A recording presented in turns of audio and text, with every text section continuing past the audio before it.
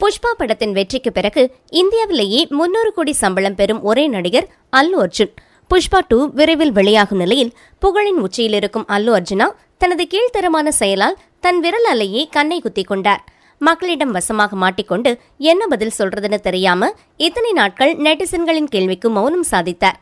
அதாவது, அல்லு அர்ஜுன் சில வருடங்களுக்கு முன்பு கோவாவில் உள்ள மதுக்கடைக்கு சென்று மது வாங்கிய வீடியோ வெளியாகி கடும் கண்டனங்கள் எழுந்த நிலையில் அதற்கு பதில் கூறாமல் அல்லு அர்ஜுன் மௌனமாக இருந்தவர் NBK சீசன் 4 டாக் ஷோவில் அந்த வீடியோ பற்றி கேட்டபோது அது நான் தான் சொன்னவர் முதன்முறையாக யோசிச்சு பக்கவாக விளக்கம் கொடுத்திருக்கிறார். நான் கோவா படப்பிடிப்பில் இருந்தபோது என்னை பார்க்க என் நண்பர் வந்தார். அவர் சொன்ன பிராண்ட் மதுவை ஹோட்டல் பயணியிடம் சொல்லி வாங்கி வர சொன்னேன். ஆனால் அவனுக்கு அது பற்றி தெரியவில்லை.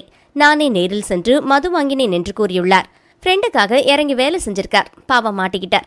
இத்தனை வருடம் கழித்து இதற்கான விளக்கம் கொடுத்திருக்கும் அல்லு அர்ஜுனாவை ரசிகர்கள் நம்புவார்களா அல்லது புஷ்பா 2 வெற்றி பெற வேண்டும் என்று ரசிகர்களை ஆஃப் செய்ய சப்பையான காரணத்தை கூறியிருக்கிறாரா தெரியவில்லை.